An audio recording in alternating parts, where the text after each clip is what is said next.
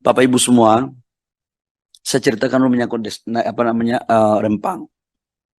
Karena Bapak Ibu semua meminta saya untuk tidak boleh ada dusta di antara kita, maka saya akan menceritakan apa adanya yang saya ketahui tentang persoalan Rempang ini. Bapak Ibu semua, kita tahu bahwa semua kita bersepakat dalam konteks pembangunan investasi mengarah kepada satu instrumen yang namanya hilirisasi, bagian daripada industri. Nah, ini ceritanya begini sebenarnya. Kita ini kan sudah sukses untuk membangun hilirisasi di nikel. Terlepas dengan kesuksesan itu belum sempurna. Kita sepakat itu juga. Jadi jangan kita bilang bahwa semua 100% sudah sempurna. Kesempurnaan itu hanya punya Tuhan aja. Tetapi kita selalu memperbaiki untuk mendekati diri pada kesempurnaan itu. Nah, karena nikel sudah bagus, sekarang kita mulai masuk kepada sektor hilirisasi komoditas yang lain. Contoh boksit, kita sudah bikin alumina. Nah, satu lagi yang kita buat ini adalah investasi yang namanya pabrik kaca untuk solar panel yang hari ini lagi tren dunia untuk memakai energi baru terbarukan. Bahan baku daripada kaca dan solar panel ini diantaranya adalah pasir kuarsa dan pasir silika. Di Indonesia, kita ini masih ekspor semua, makanya industrinya itu ada di beberapa negara di Asia. Termasuk Korea, termasuk China, termasuk Jepang. Kita hari ini ekspor semua ke sana. Nah, belum ada pabrik yang besar untuk membangun pabrik kaca dan pabrik solar panel di Indonesia. Sekalipun sudah ada beberapa pabrik kaca di Indonesia seperti Asamasi dari Jepang. Kemudian ini sekarang lagi mau produksi di Batang yang bukan Batam ya, Batang di KCC tahun 2024 sudah produksi. Tetapi itu pada kapasitas yang tidak terlalu besar. Yang kita mau bangun ini adalah kapasitas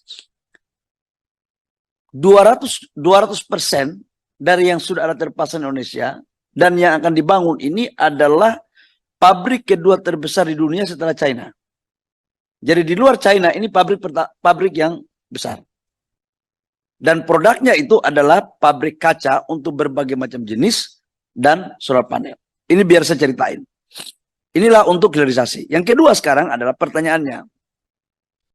Investasinya ini tujuannya ke negara mana saja? Karena yang punya pasir kuarsa itu bukan hanya punya Indonesia. Negara tetangga juga punya. Ini. Dan tetangga itu, sorry. Mohon maaf. Ini karena beberapa hari nggak bisa, ya namanya pembantu kita harus kerja. Kalau presiden kita kerjanya keras, kita harus lebih keras. Itu. Jadi, itu ya, ini bisa dipertimbangkan oleh Pak Prabowo jadi menteri periode sebelumnya. Kalau itu tidak perlu ada pertimbangan dari Pak Andre. Kita yang mempertimbangkan Pak Andre kalau itu. Jadi saya lanjut pimpinan. Karena pasir kuarsa dan silika ini tidak hanya dimiliki oleh Indonesia.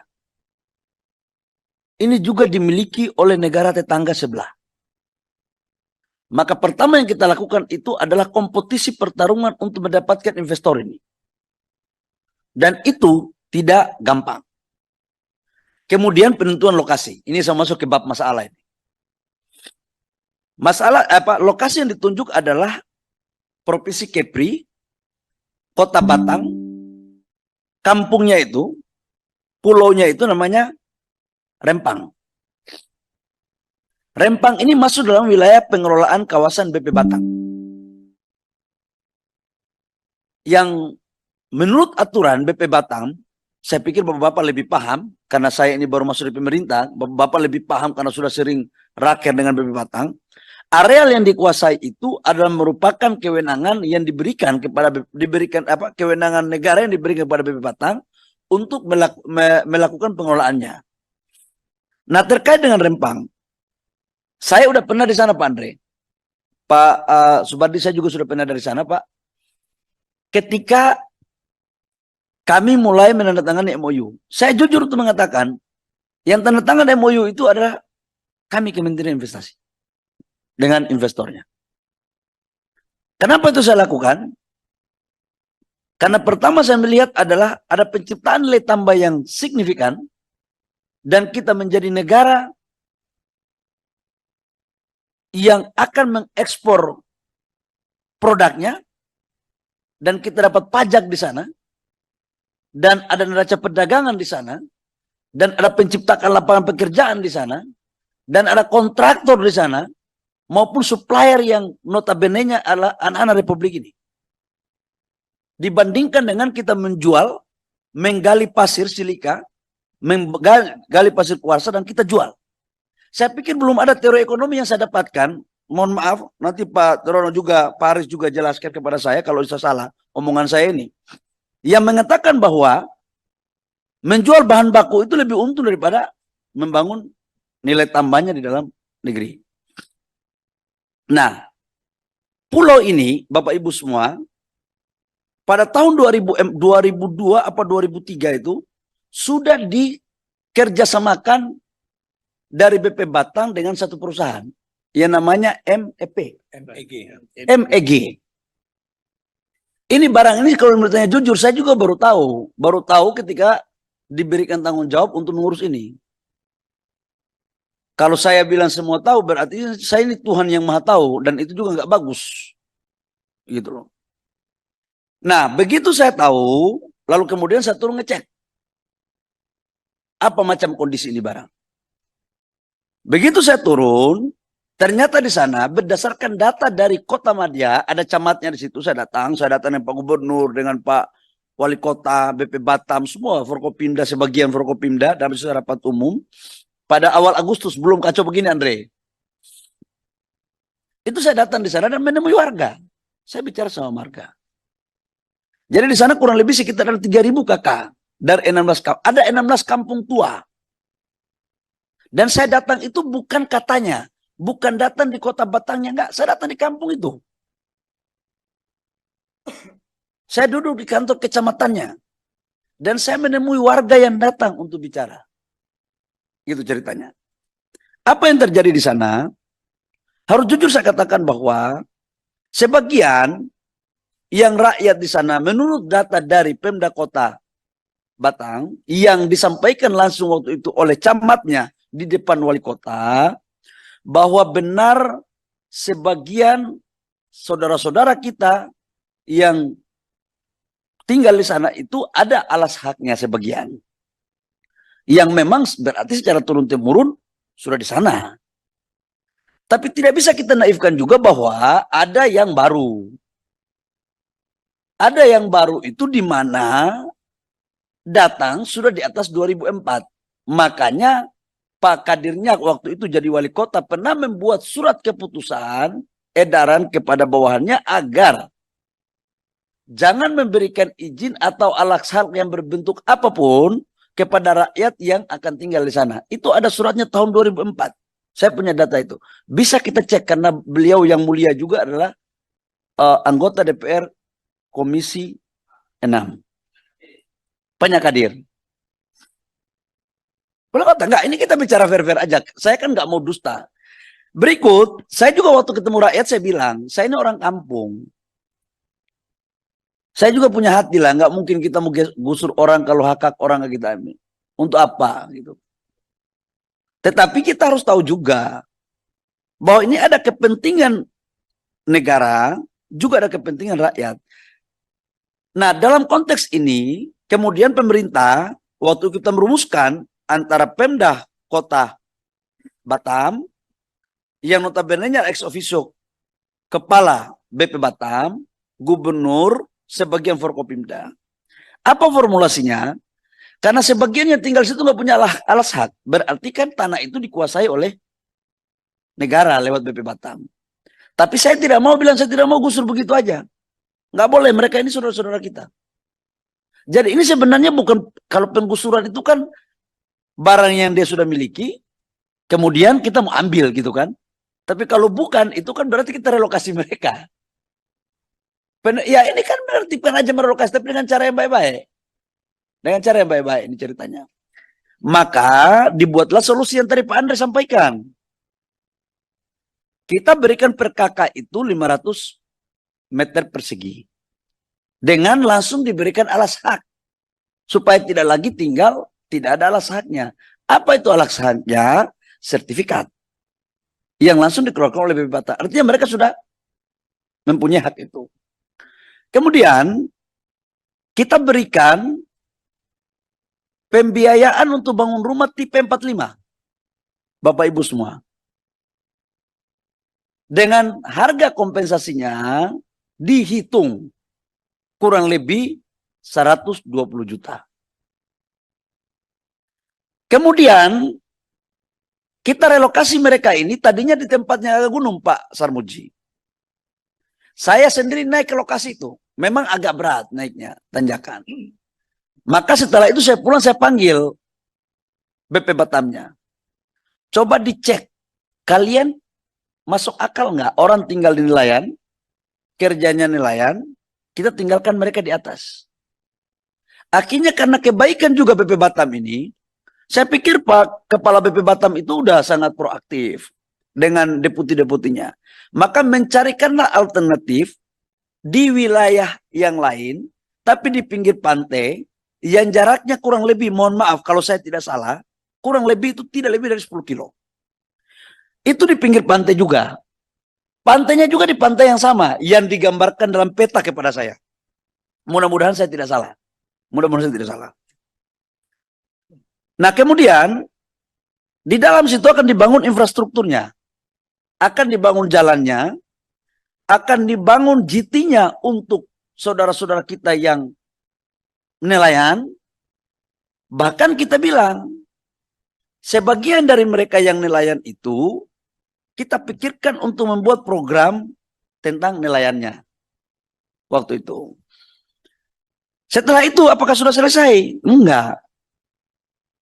Uang tunggunya dari Pak Andre sampaikan, ini kan masa pembangunannya kan ada 6 bulan sampai 7 bulan. Rumahnya kita kontrakin. Kemudian ada biaya tunggu. Biaya tunggu ini memakai data BPS. Memang ada aspirasi lain yang meminta agar jangan 1.030.000 lebih itu Pak Andre. Ada per orang.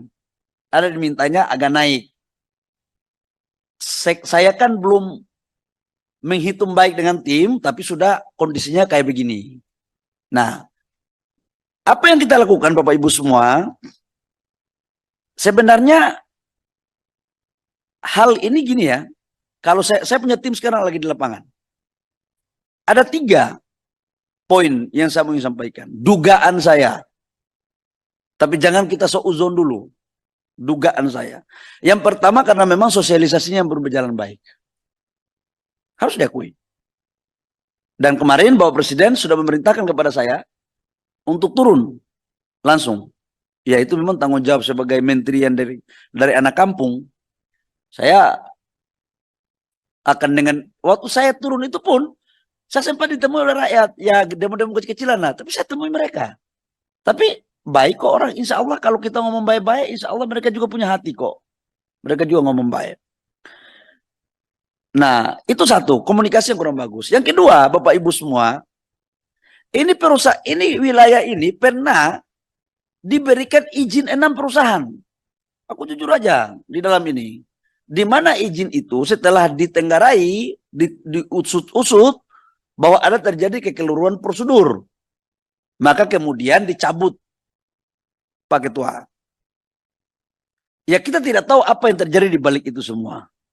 Yang ketiga, pendalaman kita harus kita melihat, saya setuju dengan Pak Haris tadi, Turino tadi, tidak semua negara itu senang dengan Indonesia kalau ini jalan. Saya mau tanya sama kalian deh, Bapak Ibu semua yang terhormat ini. Dulu waktu kita zamannya BP Batam ini dibuat untuk menjadi kawasan ini untuk menjadikan apa? Mengimbangi Singapura. Saya mau tanya apa sih yang terjadi sekarang? Harusnya kita berpikir ada apa di balik ini semua. Setiap kita membangun besar di sana, ada aja. Ada aja. Sebagai mantan aktivis, sebagai juniornya Pak Nusron, kita diajari biasanya, kalau meminum air putih yang merah, kita tidak tanya kenapa dia merah. Tapi Pak Nusron punya ajaran adalah, ada apa itu? Racun atau pemanis? Saya mencoba untuk memakai analisa itu dalam konteks ini.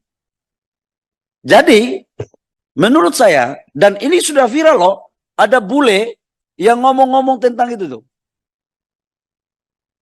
Itu di viral di TikTok. Itu agak merisaukan kita juga. Ngapain dia boleh ngurus negara kita? Ada apa di situ? Ini kan lembaga politik. Ini lembaga politik, jadi kajian kita tidak boleh kajian administratif. Jadi, menurut saya, ini harus kita selesaikan dengan baik-baik. Kalau yang punya hak, kita apresiasi. Tapi kalau yang tidak punya hak, tapi merasa lebih berhak, negara nggak boleh kalah juga dari kayak begini-begini. Nggak bisa dong. Kalau kita mau pakai rayuan terus, manis terus, kita seminar aja semua. Nggak ada urus investasi, semuanya mulus. Itu Bu, terkecuali mau bangun masjid aja kadang-kadang ada sengketa tanah, kok gimana? Apalagi investasi. Ini kita fair-fair aja. Tapi Bapak Ibu semua yakinlah bahwa insya Allah, karena saya sudah diperintahkan oleh Bapak Presiden, untuk turun menyelesaikan, saya juga sudah minta bantu dari beberapa menteri, senior-senior saya, akan membantu untuk menyelesaikan hal ini. Saya yakinkan bahwa memang juga ada, tadi disampaikan oleh Pak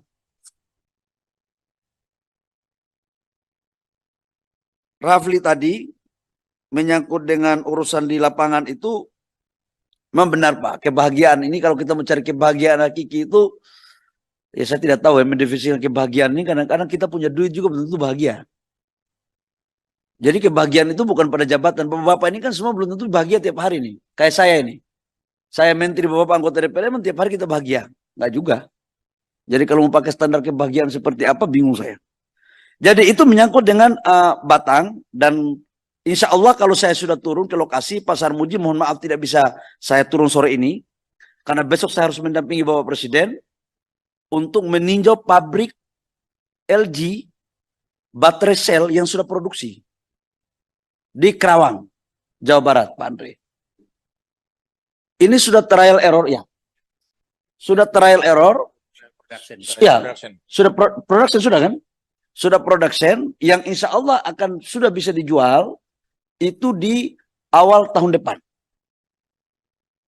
Oh, nanti setelah Pak Presiden datang baru saya akan pimpin langsung. Kemarin saya ke Lote, mana tadi dari apa ini Pak Banten Pak? Oh ya, memang ya Pak Nanta ya, nasib menteri ini begini setelah tanya yang mulia pergi, memang itulah tata tertib yang mulia. Saya nggak bisa begitu soalnya. Saya kencing aja 3 menit dia bilang mana menterinya ini, kurang ajar ini menterinya. Kenapa yang mulia lagi ngomong menterinya keluar? Jadi saya juga bingung, kira-kira polanya ini juga harus berubah kira-kira pimpinan. Bagaimana pengen pindah posisi? Ya.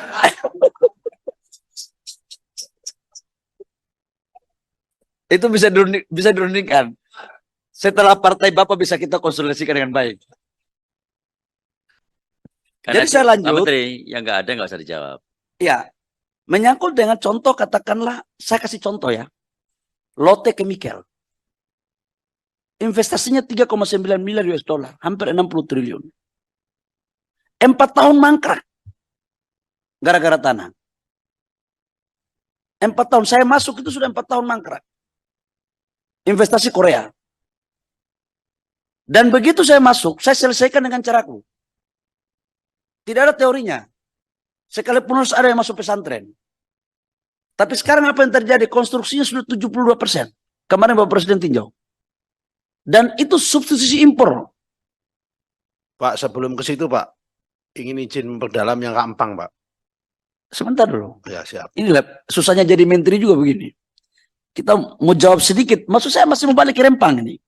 Ini cuma belok sedikit saya kembali ke laptop. Itu kan. Saya mau kasih contoh ini Pak Nusron. Menyangkut tanah, setiap investasi gede, itu pasti ada dinamikanya. Pasti ada dinamikanya. Nah, di lote itu, waktu saya selesaikan, itu juga membutuhkan energi yang sangat luar biasa. Tapi apa yang terjadi sekarang? Hampir selesai. 2025 sudah produksi. Berapa neraca perdagangan kita yang kita perbaiki dari situ? Lapangan pekerjaan sekarang 13.000 lebih. Hanya 5% dari Korea. Selebihnya saudara-saudara kita dari dalam negeri. Pak Andre, saya sebagai Menteri Investasi tidak boleh bicara tentang hanya satu negara. Harus menyeluruh.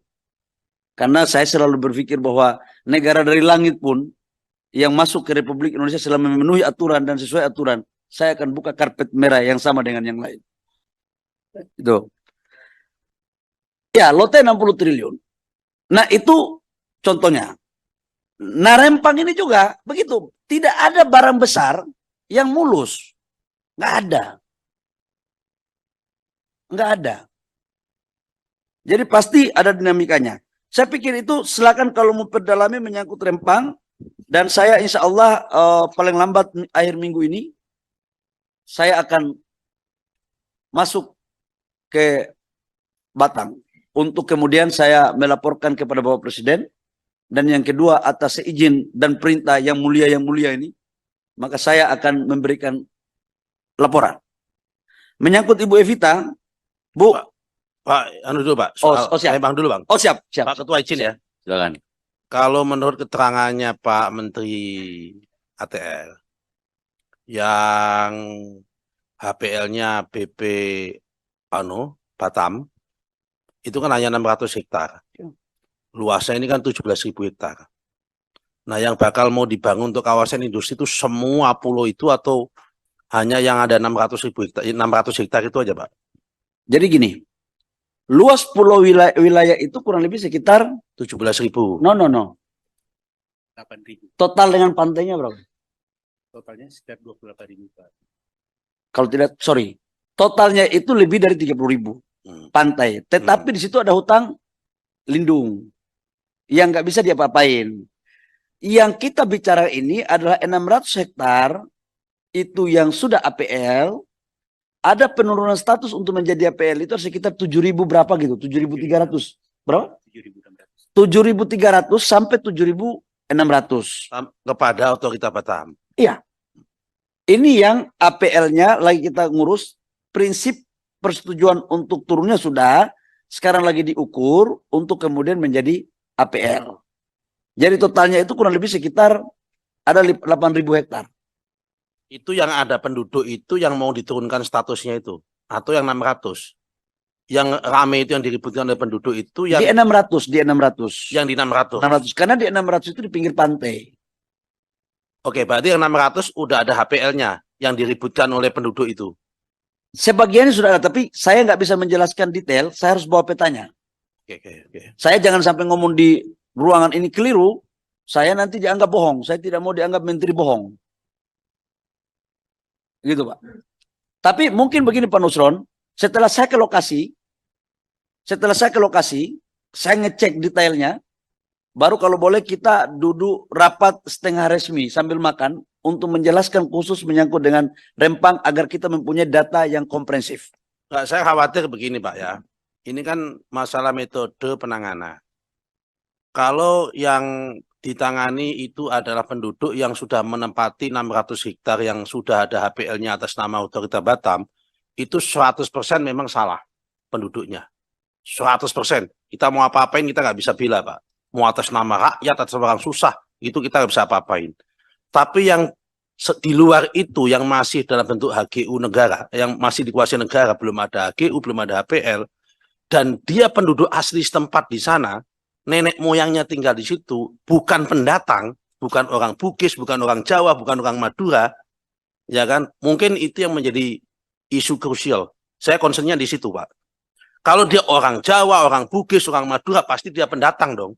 Tidak boleh dong menduduki orang pendatang atas nama nenek moyang atau hak adat atau apa macam-macam. Kalau dia orang asli di sana, mungkin itu masih ada atas nama hak adat dan sebagainya. Ini poinnya saya di situ Pak Ketua, pengen tahu petanya kayak apa sebelum kami bersikap Ketua. Terima kasih Pak Ketua. Pak. Pimpinan, Makasih sebelum tadi saya ke toilet terus ini. Jadi tadi saya dengar disebut saya di toilet Oh, terus saya balik. Ya. baik, saya jawab Pak Nusron baru saya ke Bapak lagi. Mohon maaf yang mulia. Jadi saya setuju sama Pak Nusron. Jadi Pak Nusron, persetujuan saya itu adalah kita cek datanya dulu. Kalau itu memang mohon maaf hak kesulungannya itu sudah di sana dan dapat kita lihat sejarahnya, petanya, maka kita saya pikir siapapun pasti punya hati yang baik lah. Kita ini kan semua pernah di kampung dan kita dibesarkan di kampung. Bagaimana kalau barang kita juga dibuat yang tidak sepantasnya dilakukan. Jadi pasti ada perlakuan-perlakuan yang lebih baik, ya lebih kekeluargaan, lebih soft gitu. Nah, menyangkut dengan melepas teman-teman di yang lagi ini, kalau jadi gini, demo kemarin itu juga saya lihat mungkin ada kekeliruan dalam penanganan, tapi kita juga lihat polisi kasihan itu, Pak Nusron. Kita sebagai mantan demonstran melihat saudara-saudara kita menghajar polisi yang sudah mereka begini tapi batu masih begini, itu demo apa? Saya bingung juga itu. Jadi kita nggak bisa salahkan semua polisi, nggak bisa juga. Bahwa ada kekeliruan oknum mungkin iya. Tetapi saya lihat di videonya, itu juga sedih saya. Sudah keluar dari kode etik demonstran. Ya, kita kan tukang demo juga. Pak Nusron Harus ada ajarin kita perubahan tukang nih, demo Pak dulu. Menteri, semua ini Pak Menteri. Harus ada perubahan.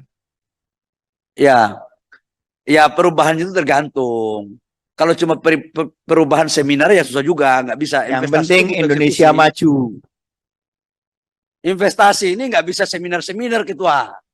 Butuh eksekusi. Kalau pidato tiap hari susah kita, nggak bisa jalan. Nggak ada realisasi investasi. Gitu. Sepakat Pak Menteri. Makanya, Insyaallah. sepakat Indonesia Amin, amin, maju, amin. Pak Menteri. Saya mohon Lanjut. maaf, Iya. saya secara real aja sebagai Menteri Investasi, antara konsep dan eksekusi dalam menangani investasi Indonesia harus eksekusi lebih banyak daripada pidato lebih banyak dalam Ya, konteks investasi.